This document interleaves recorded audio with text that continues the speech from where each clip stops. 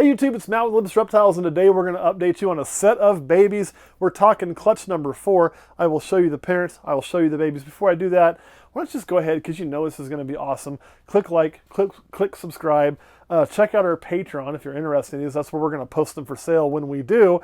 So go ahead and give that a check and join that awesome community. It's more about community than me on there. And that's what I'm supposed to tell you. Oh, I'm also supposed to tell you, if you want to see these babies be born, I guess, like maybe not really out of the egg, but in the egg alive. If you want to see the egg cutting, look at the link in the description. Kurt's going to hook you up with that. Click on that so you can see the egg cutting and the results all at the same time. Really kind of cool, and it's our way of being very transparent with you. So let's go ahead and start by showing you the parents. Yes, right here, the first one's going to be an in-shed, of course, Cinnamon. She can be a crank, but there she is. In shed, see those blue eyes, nice big Cinnamon right there. That is Mom. Now this is a snake that actually is one that is from Caleb. Let me go get Dad. Dad is one that you should know fairly well from a lot of our stuff because we use Dad on a lot of projects. He is, where are you at, buddy? Right here. Woo, buddy, you're due for a cleaning. You wrecked that. You did. You wrecked it. You got flies all over you. Gross. You're gross, buddy. Anyway, this is an ENCHI Ivory Pastel. So an ENCHI Ivory Pastel male who has got coconut and made a mess in there I'm going to work on. But that's who we're working with there. He is not a very big male. He's a very prolific breeder. We do have to watch this male during breed season, though, and give him breaks and slow him down, because he will take a little bit longer of a break than we like from feeding. So when they do that, rotate him out of the breeding program for just a little while, give him a chance to eat and catch up. So that was our two parents. Let's get to showing you the babies. We had 6 eggs from this clutch, no slugs. All 6 have hatched, and I believe all 6 are still with us. We're going to find out now. Let's hope so. 220401. If they're not, you're going to find out the same time I do. Put away my makeshift desk.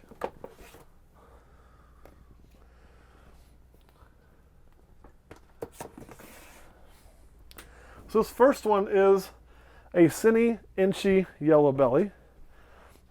And again, these are still pretty young guys right here. Now, one thing I really like, and again, this is the first time we've really played with these type of combos in our collection, is there's a lot more of a red tint here than I expected.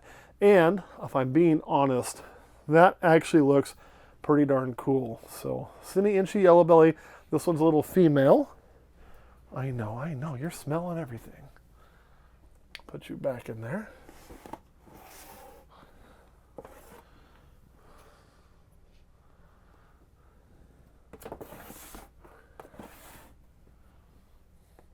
Oh, just as I told you that they were all still with us. We actually had one that we had to assist feed that is not with us anymore.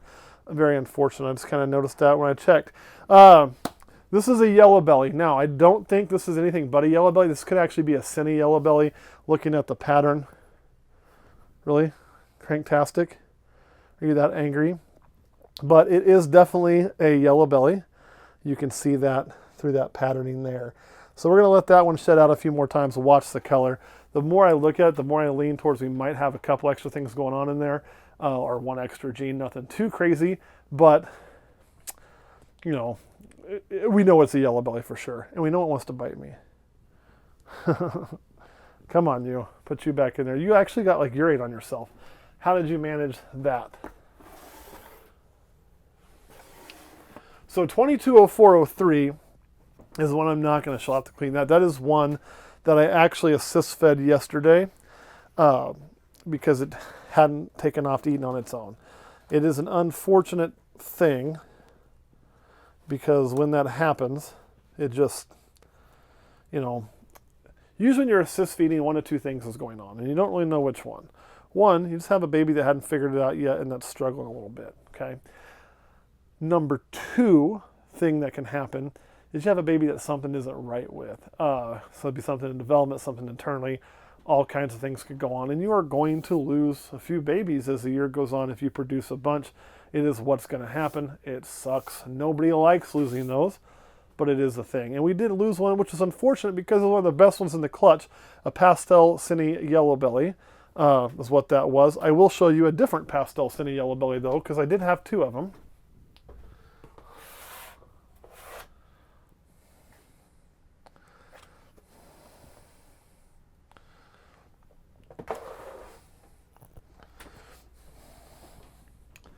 So this is what they look like.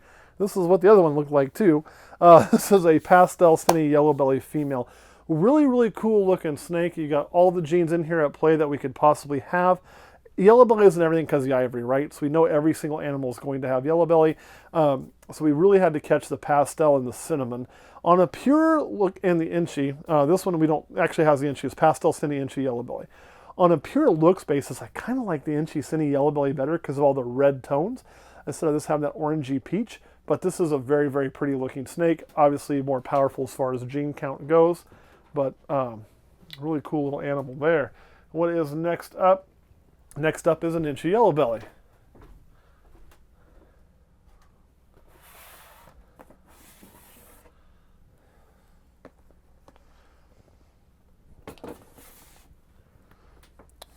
So this is one where we kind of missed on a lot of stuff, right? It's just a little ENCHI yellow belly, nothing too crazy. But again, this is a really nice looking snake. You get a very clean, you get really good banding. You can really see the ENCHI influence. We look at the belly of it. Really, you don't, you honestly don't see the yellow belly influence too strong in the belly of this. If you look close, you'll see that checking going through. It's pretty light through there. But again, even though you're not seeing that super like expressed, you do know yellow belly's in here because we used the ivory. And then if you look to the color overall, it's just like, it looks like an extremely nice ENCHI with some really good flaming. That's that yellow belly coming through. So you do see it, you just don't see it in the way that you necessarily think you would. So let's get the last one out here. Come on, little one.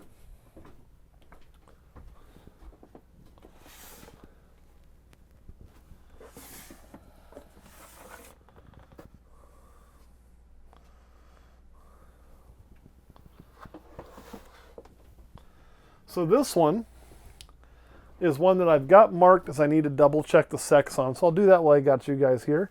Is a cine yellow belly ENCHI. So again, like I told you on the ones you had the peach tones going on, this is like the first one. You can see you have a lot more of that reddish coming up in the sides.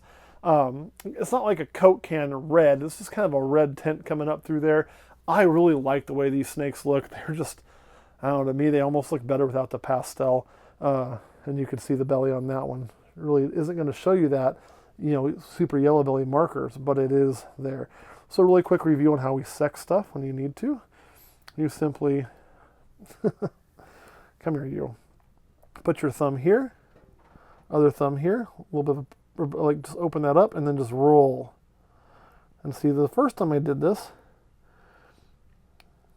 wanted to make sure I wasn't seeing a little hemipene, and I'm not. So we are going to log that as a female, which just is a double check on some of those. So that is the last one. Kurt, any questions about this clutch?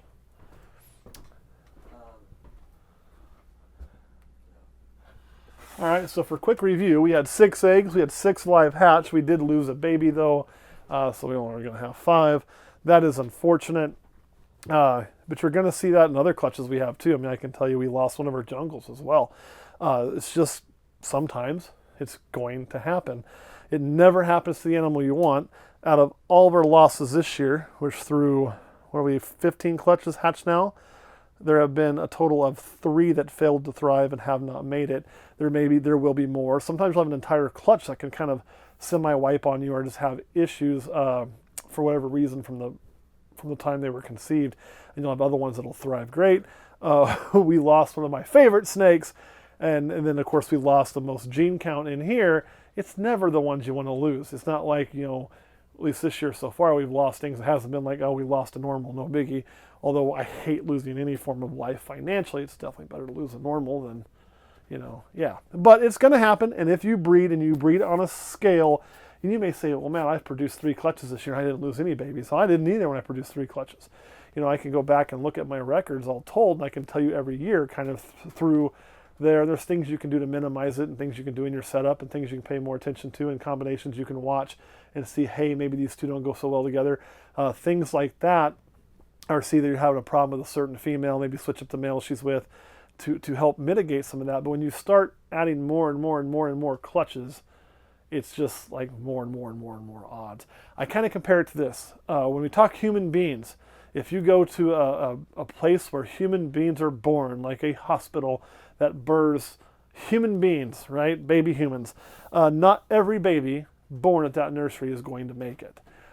Some of them are going to die. It's very unfortunate. It sucks. It could be from any number of things. And that is in a setting where we have every medical advantage to use, including surgery, neonatal units, all kinds of machines and testing and doctors everywhere, and NICU units and these things to do our best to prevent that from happening. And even in that kind of setting with the most valuable of all creatures, we are not able to be 100%. Therefore, you cannot expect yourself to be 100% in this hobby or anything when it comes to animal breeding. You're going to have some losses. You need to understand that. You need to accept it. You don't have to like it. It still sucks ass, but you also can't just, you got to evaluate what you're doing, but don't beat yourself up over it too much, because it's part of it is unavoidable. All right, that is my little spiel. Anything you want to add? All right, guys, thanks for watching. We'll see you next time.